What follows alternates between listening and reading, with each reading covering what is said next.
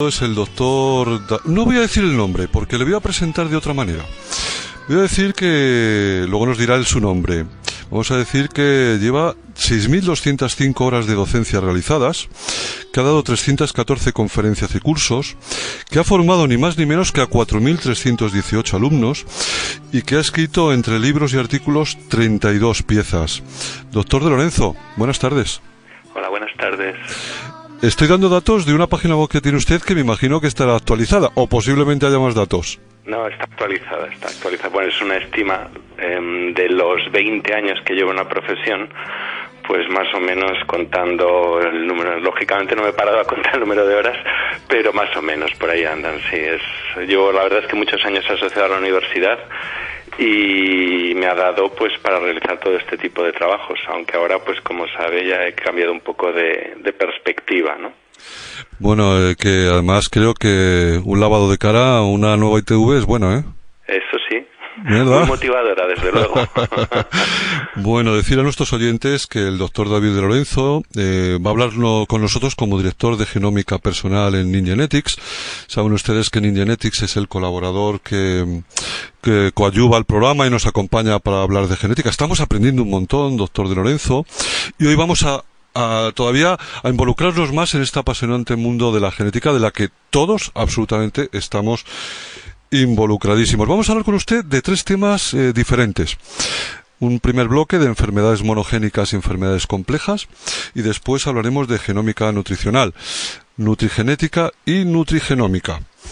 Doctor, las enfermedades humanas con un componente genético pueden clasificarse en dos tipos, en las monogénicas y en las complejas. ¿Las enfermedades monogénicas son habitualmente fáciles de diagnosticar? Sí, son fáciles porque simplemente consisten en el cambio de un punto concreto en la secuencia de ADN, ya sea por un cambio en la secuencia misma o por una inserción de un trozo de ADN o por la pérdida de un trozo. Pero la cuestión es que es un cambio, lo que se llama una mutación única, que es fácil leerla con una serie de kits de diagnóstico, con una serie de metodologías de diagnóstico, en el cual pues simplemente se lee, se identifica en las personas a las que se identifica, significa que esta persona padecerá la enfermedad.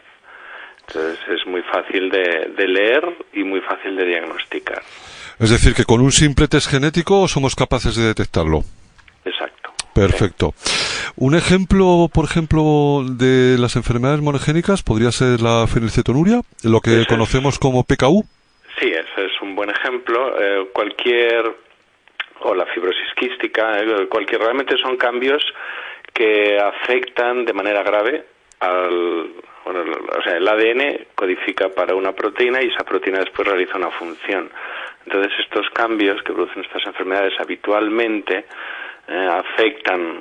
son cambios que afectan a la función de esta proteína y o bien le impiden realizar esta función o realiza esta función de manera alterada. En el caso de la fenilcetonuria, pues simplemente es un cambio en la secuencia de un gen que produce una proteína que es una fenilalanina hidroxilasa, es decir, es una enzima que metaboliza la tirosina a partir de la fenilalanina en el hígado. Y entonces los que tienen esta mutación pues son incapaces de realizar este proceso y por tanto se acumula fenilalanina en el hígado y entonces eso lleva a una serie de problemas de salud que es lo que se conoce como fenilcetonuria. Doctor, ¿este tipo de enfermedades es verdad que se observan habitualmente en los miembros de una misma familia? Sí, claro, porque al fin de cuentas todos los miembros de una familia comparten su genética, es decir, el genoma de todas las personas, por ejemplo, entre hermanos, el genoma es el 50% compartido, es decir, es equivalente en el 50% de su genoma. De padres a hijos también, o sea, un padre comparte con su hijo un 50% de su genoma. Entonces, claro, de esa manera es mucho. En realidad todos compartimos nuestro genoma. Todos nosotros venimos, por ejemplo, todos los españoles compartimos en parte nuestro genoma, y de hecho esa es también un poco la base de la identificación de la ancestría, ¿no? Porque podemos saber a partir del genoma si una persona viene de la península, o sus ancestros vienen de la península ibérica o de Europa del Este. Pero lo que quiero, aplicado a enfermedades, lo que quiere decir es que aunque todos compartimos nuestro genoma, es más probable, o compartimos una gran parte del genoma con nuestra familia directa. Y entonces, por tanto, es más probable que si compartimos el genoma, compartamos también mutaciones que pueden producir enfermedades. Al haber hecho la diferenciación al principio de enfermedades monogénicas y enfermedades complejas, ¿significa que las enfermedades monogénicas no son complejas? Pueden ser complejas también. En el caso de la fenilcetonuria, en el sentido... Lo que pasa es que, el término complejo implica la participación de muchos factores. En el caso de la fenilcetonuria puede hacerse compleja porque también hay un factor ambiental. Quiero decir que no es tanto como otras enfermedades, o una enfermedad que podría ser muy claramente genética y muy monogénica, pues sería el síndrome de Down, ¿no? La trisomía del cromosoma 21. Aquí, si tienes la trisomía, pase lo que pase, vas a padecer la enfermedad con un mayor o menor grado, pero la vas a padecer. En cambio, en la fenilcetonuria hay una excepción en el cual podrías no padecer la enfermedad por un factor ambiental. Simplemente dejas de consumir fenilalanina o alimentos que no contengan este aminoácido y entonces no padeces la enfermedad. Entonces, es un poco... en cuanto entra un factor ambiental en juego, podríamos considerarlo como enfermedad compleja, pero normalmente las enfermedades monogénicas, tal cual, no se clasifican dentro de las enfermedades complejas, porque normalmente lo más habitual es que cuando tienes la mutación padecerás la enfermedad. Y en cambio, en las enfermedades complejas, sí, eso ahora entramos, pero las enfermedades complejas necesitan varios factores genéticos que sumen para poder llegar a producir la enfermedad. Efectivamente, las enfermedades complejas están determinadas por un sistema complejo de interacciones entre cambios genéticos concretos, ¿no? Además, en más de un gen, ¿es así, no? Sí, efectivamente, es lo que decíamos. Normalmente son variantes genéticas, cambios también, igual que las monogénicas. Lo que pasa es que el cambio no es un cambio tan drástico ni anula completamente, por ejemplo, la actividad de esta enzima, de esta proteína que deriva de la secuencia de ADN. Puede ser que la modifique, que la haga un poquito menos eficiente. Entonces, en este caso, realmente un solo cambio prácticamente no afecta o no modifica la probabilidad de que una persona desarrolle la enfermedad, sino que son varios cambios genéticos, la acumulación de varias mutaciones, la que pueden acabar ayudando o aumentando la probabilidad de que desarrolles la enfermedad. Y a pesar de todo, también en las enfermedades complejas, otra característica es que intervienen mucho los factores ambientales. También hay un componente ambiental importante. Esa es la siguiente pregunta que le quería hacer. Si cuando hablamos de factores ambientales, como ejemplos, ¿podríamos hablar de la nutrición o el estilo de vida? Evidentemente. La nutrición es uno de los factores ambientales más importantes a la hora de favorecer el desarrollo o la aparición de enfermedades complejas, como puede ser una enfermedad cardiovascular o otras que podríamos considerar o que la gente habitualmente no considera ligadas a la nutrición, como es el cáncer. Pues yo le voy a añadir otra de que además salió después de tener una tertulia de estas de después de comer. Además de la nutrición y el estilo de vida, le voy a añadir la felicidad. Eso también, eso es muy cierto. El tema del estado psicológico afecta mucho sobre todo lo que es el estado inmunitario, el estado inmune de la capacidad inmunológica de nuestro organismo, de maneras que totalmente no acabamos de entender. Incluso también, por rizar el rizo, lo que comemos y también nuestro sistema, nuestro microbiota, lo que se denomina los microorganismos que están en nuestro sistema digestivo, incluso afectan también a nuestro estado mental, ¿no? A nuestra felicidad.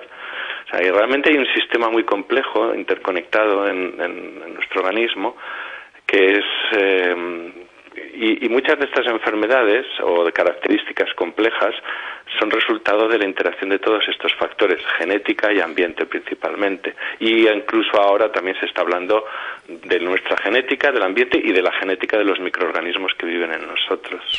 Qué curioso, o sea que tenemos que analizar los microseres que tenemos dentro. Sí, es sorprendente. Es sorprendente. Cómo la presencia de estos microseres modifican incluso nuestro comportamiento. Y si comemos mal, muchas veces la comida, el comer mal, es decir, tener un estilo de vida alimentario pobre, está asociado a tristeza, depresión, etcétera. En muchas ocasiones también se ha observado que está conectado a través de un empobrecimiento de nuestro microbioma, de nuestra vida interior bacteriana, ¿no? Es muy curioso, sí, realmente es muy apasionante. ¿Podríamos afirmar, doctor, que hay, por ejemplo, un decálogo de comportamientos idóneos para un estilo de vida, o lo que para uno el estilo de vida puede ser positivo, para otro puede ser negativo? Hay una serie de cosas que son claramente positivas para todo el mundo.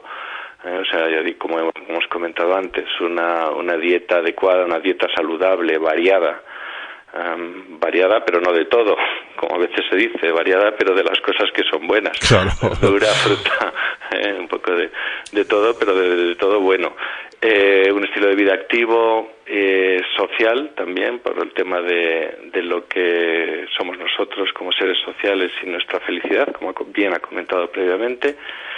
Y aparte de estas, y ejercicio físico, que también, por supuesto, una actividad física, es decir, evitar el sedentarismo, no beber alcohol, no fumar, estas son las cosas, y evitar la obesidad, pero está asociado también un poco a lo que hemos comentado antes.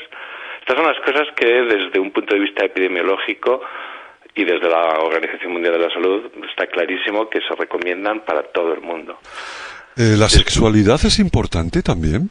La sexualidad es importante en el sentido de que satisface, esto es una opinión más personal, lógicamente no sé, tampoco es mi campo de experiencia, pero yo creo que sí es importante desde el punto de que satisface lo que nosotros denominamos el sistema límbico, ¿no? O sea, realmente el tema de cuando he hablado antes del contacto de una vida social, nosotros somos somos mamíferos, para seres humanos mamíferos, y poseemos un sistema límbico que es el sistema emocional que está debajo de nuestro cerebro humano, por así decirlo, ¿no? Racional. Pero es muy potente a la hora de determinar nuestras emociones, es el que determina nuestras emociones, es el que también nos hace tener necesidades emocionales, y el que también está muy conectado a través de una red de nervios con lo que he comentado previamente de nuestro microbioma y nuestro estado emocional. Entonces, en el sentido en que el sexo, pues también, por supuesto, favorece y ayuda a tener un sistema límbico que esté feliz, yo creo que también pues es positivo, lógicamente. Doctor, ¿le gusta ir al casino? No soy de juegos de azar, no. Es que una analogía clásica que nos permitiría entender la interacción entre genética, ambiente y salud es la del juego de cartas, ¿verdad? Las cartas sí que me gustan, porque yo soy riojano y como buen riojano de toda la vida he tenido acceso, he vivido con lo que son juegos de cartas, ¿no? O sea, el mus, el tute y ese tipo de cartas. Y la verdad es que la analogía de las cartas con lo que son los genes que recibimos es una analogía que me gusta mucho. Es básicamente cuando una persona nace, pues recibe un conjunto de genes, y este conjunto es lo mismo que cuando estás jugando las cartas, pues recibes una mano de cartas, ¿no? Y estas cartas, estos genes, puede ser una buena mano, puede ser un buen conjunto de genes, buen conjunto de genes en el sentido de que te tienes poca predisposición a enfermedades de las que hemos hablado complejas, una baja predisposición, por ejemplo, a cáncer de piel, ¿no? O a cáncer de próstata o cáncer de mama. Puedes tener una baja predisposición. y en las cartas puedes tener unas buenas cartas, pero quiere decir que vayas a ganar las cartas aunque tengas una buena mano. Si eres muy malo jugando puedes perder igualmente. En el caso de los genes, por muy buena predisposición que tengas, por muy baja predisposición a enfermedades, todavía puedes acabar desarrollando la enfermedad. Claro, es que... Pues si tienes un mal estilo de vida, si bebes mucho alcohol, claro, si fumas, etcétera, puedes acabar desarrollando. Es menos probable, es decir, tienes que vivir mucho peor para desarrollar la enfermedad, pero todavía, tienes que jugar muy mal para desarrollar la enfermedad, pero todavía la puedes desarrollar. Y lo del contrario también funciona, claro. Claro, pero es que, por ejemplo, cuando uno tiene buenas cartas genéticas en el reparto de tus padres, que te han dejado la herencia de tus padres, sí, por poco que se sepa jugar, realmente es verdad que podemos tener una mayor calidad de vida y longevidad, pero es verdad que cuando uno hace excesos es cuando tiene una salud genial, porque es cuando te sientes fuerte. Y cuando de pronto ya te has hecho todos los excesos del mundo es cuando ya de pronto te viene el palo. Pero realmente si usted lo piensa, los momentos en los que mayor número de excesos se hacen es cuando eres joven, cuando tienes una salud de hierro, y es donde realmente puedes llegar a mermar muchísimo tu salud, ¿no? Claro, efectivamente, además es que no somos conscientes. Ese es el gran reto, yo creo que de la medicina actual. Es lo que se denomina medicina preventiva, ¿no? Es decir, poder empezar a tomar acción sobre tu salud, no cuando ya es muy tarde, no cuando ya tienes 50 años, sino cuando tienes 20 o 30 años, ¿no? Que es cuando tienes que empezar a prever, a preparar tu organismo para dentro de 20, 30 años, que es realmente cuando vas a empezar a notar los efectos de todo lo que has hecho anteriormente. Hay que tener en cuenta, por ejemplo, cuando hablábamos antes del cáncer, muchos cánceres tienen una vida media de 30 años. Quiero decir que que la célula que muta y que empieza a multiplicarse para generar este cáncer aparece 30 años antes de que esta persona se muera de este cáncer. O sea, que quiere decir que, por ejemplo, una persona que llega a padecer un cáncer diagnosticado a una persona a los 60 años, a lo mejor le apareció la primera célula a los 30 años y no era consciente de ello, lógicamente, porque además son de crecimiento muy lento en este caso, pero no paran. Y este crecimiento, además, lógicamente, en los primeros estadios se podía conseguir, incluso el organismo puede conseguir llegar a eliminar estas células. Pero si el organismo está ocupado porque eliminando alcohol o eliminando grasas o toxinas o estrés oxidativo de nuestro organismo, pues entonces no tiene tiempo para ocuparse de esta célula que aparentemente está por ahí y no hace nada. Doctor, yo creo que estamos en un momento ahora que se ha puesto muy de moda todo el personalizado. La atención personalizada, la llamada personalizada, el comercial personalizado, la compra personalizada, online personalizado, la nutrición personalizada, la medicina personalizada. ¿Qué es la nutrición personalizada? Sí, efectivamente, todo esto viene un poco a cuento de lo que acabamos de comentar, ¿no? De la medicina preventiva. Es decir, nosotros lo que tenemos, la medicina preventiva o el prevenir, mantener la salud más que la terapia, que curar una enfermedad, que es lo que más probabilidad de éxito tiene a la hora de tener una vida plena y una vida sana, realmente consiste en buscar aquellos factores que para ti suponen un mayor riesgo, un mayor problema de salud, pueden suponer un mayor problema de salud en el futuro, y hacer un cambio para evitar estos problemas, ¿no? Hacer un cambio de estilo de vida o de nutrición para reducir, para evitar este problema. Es decir, por ejemplo, si una persona tiene una variante genética en un gen, en el gen el nametil tetrahidrofolato reductasa, que está relacionado con el proceso, con el ciclo de los carbonos y de la homocisteína, que es un marcador de riesgo cardiovascular. Una persona tiene alterado este gen y quiere decir que, por tanto, si no hace nada, tiene una mayor probabilidad de padecer problemas cardiovasculares en algún momento en su vida, y que, por supuesto, si no tiene una vida saludable, pues probablemente desarrollará estos problemas en un momento antes en su vida. Lo que pasa es que sabemos que este gen puede mejorar su rendimiento, o la proteína que deriva de este gen puede mejorar su rendimiento si hacemos un cambio nutricional. Y en este caso es ingerir más vitamina B9, ácido fólico, ¿no? Folato. Entonces, simplemente porque este folato le está ayudando a la proteína a funcionar mejor. Entonces, en una persona que tenga esta variación genética, hay una recomendación personalizada que le ayudará a prevenir la enfermedad cardiovascular. La recomendación personalizada es que aumente la ingesta de folato respecto a lo que sería la recomendación general. Es decir, que la doble o la triplique, porque se ha observado que doblando la cantidad de folato, la proteína esta que he comentado antes, la metiltetrahidrofolato reductasa, funciona de manera óptima en su caso, solo en su caso y no en el de personas que tengan la variante normal. Doctor, yo fui con una persona a una endocrinóloga, por una persona pues que tenía cierto peso, nada excesivo, pero que quería adelgazar. Me llamó la atención que nos preparó una especie como de cuadro de lo que debía comer y demás, pero en ningún momento le preguntó, ¿a usted qué le gusta comer? Es decir, yo creo que al final, muchas veces, el preguntar a la persona, al paciente, entre comillas, ¿no? Oiga, ¿a usted qué le gusta? A lo mejor le puede hacer un cuadro mucho más adecuado que le pueda gustar para poder adelgazar. O sea, que muchas veces, ¿no está de acuerdo conmigo? Sí, totalmente. Además es una cosa que precisamente hace un mes estaba hablando con un amigo mío, un nutricionista, dietista nutricionista, que en su consulta precisamente esta pregunta es de las primeras que hace, lo que ha comentado, ¿no? Preguntar usted qué le gusta comer. Entonces, dependiendo de lo que responde, pues entonces guía a la persona hacia un lado u otro, ¿no? Pues según el objetivo que tenga.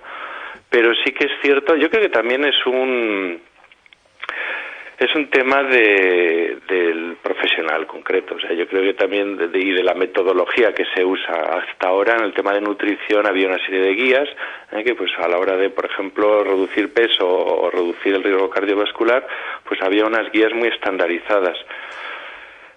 Y yo creo que poco a poco, incluso en eso, también en el tratamiento, se está personalizando el tratamiento. No necesariamente en base a la genética, aunque también podría estar bien, pero también se está personalizando en base a las necesidades individuales. Realmente lo que es, y el tratamiento nutricional cada día considera más las necesidades o los gustos del paciente. Yo creo que, ya digo, eso es un tema que poco a poco va entrando en las consultas, sobre todo, quizás no en los endocrinólogos, que como médicos están más guiados por una serie de protocolos, sino quizás también más a nivel de dietistas nutricionistas, ¿no? Que tienen una mayor flexibilidad a la hora de realizar estas consultas. Doctor, como no nos va a dar tiempo a hablar de genómica nutricional, que le voy a emplazar para otro programa, si le parece, y estoy muy a gusto charlando con usted, le voy a hacer preguntas que me vienen a mí a la cabeza de mi vida, ¿no? Claro. En la universidad, por ejemplo, me llamaba la atención, yo estoy en una universidad donde teníamos que comer todos, y me acuerdo también una reunión que tuvimos con el tutor en la que le decíamos, oye, ¿por qué no adecuamos la dieta pues a los periodos? Es decir, por ejemplo, en invierno hay una dieta determinada, en primavera hay otra dieta, en los momentos de exámenes debería haber otra dieta distinta. Es decir, no deberíamos comer de manera, yo lo que llamo siempre la alimentación inteligente. Sí, realmente a la hora de alimentarnos, el cuerpo también tiene requerimientos diferentes según el momento de la vida. Lo más fácil, de hecho ya hay esta serie de recomendaciones diferenciales, incluso la propia EFSA, la Agencia Europea de Seguridad Alimentaria, ya hace una distinción, por ejemplo, según la edad. Hay una serie de recomendaciones diferentes. Lo más obvio es que un niño no come igual que un adulto, o no tiene los mismos requerimientos que un adulto. Yo creo que todo el mundo eso lo entiende. Y por tanto, ya estamos asumiendo que en diferentes épocas de la vida una persona tiene requerimientos diferentes. O sea que, en cierta manera, lo que usted me acaba de comentar se reconoce, lo que pasa es que a grandes trazos, es decir, simplemente a nivel de edad.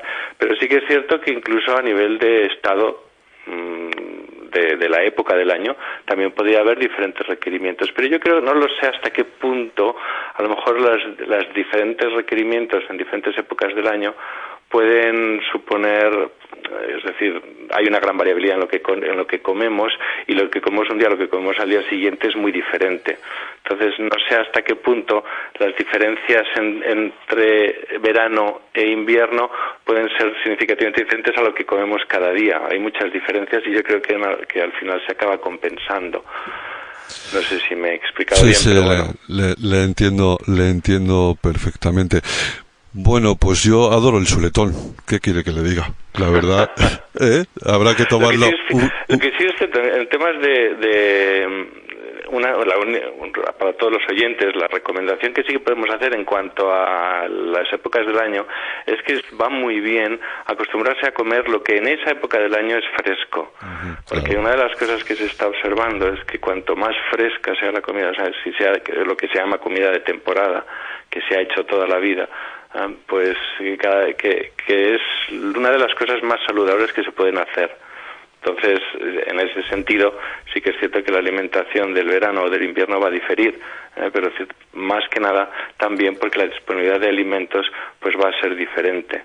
Pero yo creo que tendrá un efecto más positivo el hecho de que la comida sea fresca o recién cogida, por así decirlo, que no el hecho de que a lo mejor pues tengamos unas diferentes requerimientos de verano e invierno. Lo que sí recomiendo, y para terminar, doctor, es que si vas a Ávila no te tomes un rodaballo. Estuve el fin de semana pasado y la verdad es que es una torpeza pedir un rodaballo en Ávila, porque si vas, es lo que usted dice. Casi todo se reduce a lo que decían nuestras abuelas, ¿no? Donde estuvieres a lo que vieres. Sí. ¿Verdad? Cierto. Sí. Pues, doctor de Lorenzo, muchísimas gracias por haberse subido a su barco del programa de radio Enfermedades Raras. Le emplazo, si usted no tiene inconveniente, a que hablemos otro día de genómica nutricional. Estaré encantado. Y ha sido un placer. ¿Usted recuerda, por la edad por los años que me ha dicho, usted recuerda una cantante que se llamaba Nica Costa? Sí, algo me suena, sí. ¿Algo le suena del principio de los 80, una niña